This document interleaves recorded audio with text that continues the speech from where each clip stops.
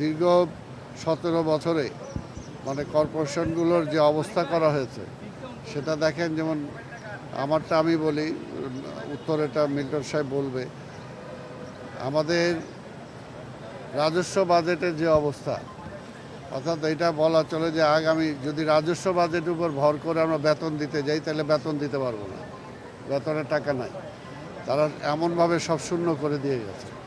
এবং তারপরে আরও যেটা করেছে যে তারা প্রায় 1400 কোটি টাকার অ্যাডভান্স তারা অলরেডি ওয়ার্ক অর্ডার পর্যন্ত দিয়ে গেছে। সেই টাকাটা কোত্থেকে আসবে সেটা তারা চিন্তা করেন। এবং তারা যত কাজের ছিল বিল, মানে এমন কোনো কিছু নাই যেগুলোকে টাকা পয়সা বিল যেভাবে তারা পরিশোধ করেছে প্রায় 470 কোটি টাকা, যেটার কোনো নাই। অর্থাৎ এইগুলো করে এমন অবস্থা করেছে যে এই সময় যে ইমার্জেন্সি পিরিয়ডে আমরা যে কাজ করব সেই কাজের মতো অবস্থা নাই। Vision QLED Google TV, where colors come alive. আর আপনারা জানেন যে নির্বাচন ছিল, এর আগে আন্দোলন ছিল। গত কয়েক মাসে তো রাজস্ব খাতে যেভাবে কালেকশন মানে আসার কথা টাকা পয়সা, সেই অনুপাতে অন্যান্য বছরের তুলনায় এই বছর অনেক কম হয়েছে, যেটা হয়তো আমরা সামনে করতে পারবো।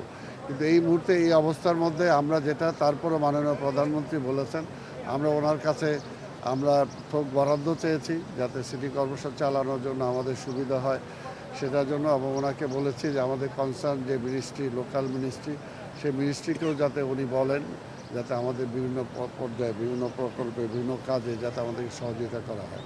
তো ওনার কথাটা হলো একটাই, যে পরিচ্ছন্ন ঢাকা এবং সবুজায়ন ঢাকা এবং মশার এই তিনটা বিষয়ের উপরে উনি জোর দিয়েছেন। যে এই তিনটা, সামনে যেহেতু বর্ষা আসতেছে এবং সামনে ডেঙ্গুর প্রকোপ বাড়বে, এই কারণে মশাকে যে কোনোভাবেই হোক মশাকে নিয়ন্ত্রণে আনতে হবে আর ক্লিন করতে হবে। ঢাকা শহর যে একটা বর্জ্যের একটা পুরা কারখানা হয়ে গেছিলো, এটা আবর্জনা, এটা ডাম্প হয়ে গেছিলো, সেটা থেকে আপনারা জানেন যে আমরা দায়িত্ব নেওয়ার পরে আমরা দক্ষিণ বা উত্তর বা গাজীপুর সবাই মিলে আমরা চেষ্টা করছি যাতে অতি দ্রুত অন্তত আমাদের বর্জ্য ব্যবস্থাপনার একটা সুন্দর ব্যবস্থা আমরা আনতে পারি। আর মশার ব্যাপারে আপনারা দেখেছেন ইতিমধ্যে আমরা বিভিন্ন জায়গায় খাল খনন কর্মসূচি আমরা গ্রহণ করেছি এবং পরিষ্কার পরিচ্ছন্নতা অভিযান আমরা শুরু করেছি।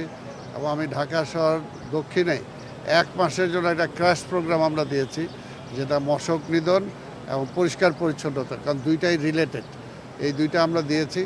আর যেহেতু রাস্তাগুলো বললাম প্রায় রাস্তায় ভাঙা, আপনারা নিজেরাই দেখেন। কিন্তু ওই যে আমি তো ফান্ডের অবস্থা বললাম যে এই অবস্থায় আমি কোন টাকা দিয়ে কি কাজ করাবো, এই হলো অবস্থা। তো এর জন্য আমি জনগণকেও ধৈর্য ধারণ করতে বলবো।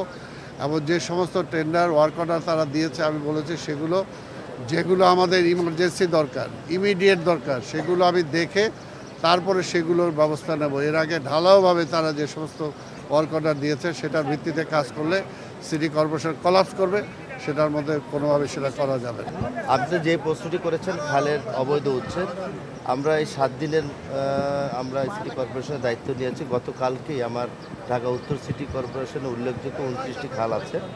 29টি খালকে আমরা পুনরায় বর্জ্য ব্যবস্থা থেকে শুরু করে যেখানে একদম নাব্যতা কমে গেছে সেখানে কিন্তু আমরা এক্সকেভেটর দিয়ে সেটাকে খননের মাধ্যমে আমরা পানিকে সচল রাখার চেষ্টা চালাচ্ছি। এখন বলতে পারেন, অনেকে বলে একবার করে তার মনিটরিং করা হয় না, এটা অতীতে হয়েছে। অতীতে কি হয়েছে এটা আপনারাও জানেন, আমরাও জানি।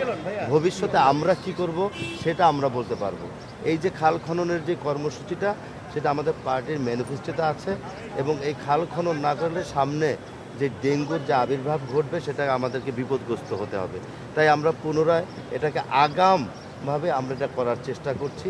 আর যেখানে খালের পানি একদম নর্দমা, একদম ময়লা আবর্জন জন্য একদম কি বলে এটাকে ময়লার স্তূপ হয়ে আছে, সেটাকে আমরা প্রতিদিন একদম রুটিন মাফিক আমরা এই কাজগুলো করার জন্য নির্দেশ দিয়েছি। দখলদারের ব্যাপার আমরা ঈদের পরে আমরা এই বিষয়গুলোকে নিয়ে, এটা আইন পরীক্ষা সংস্থা আছে,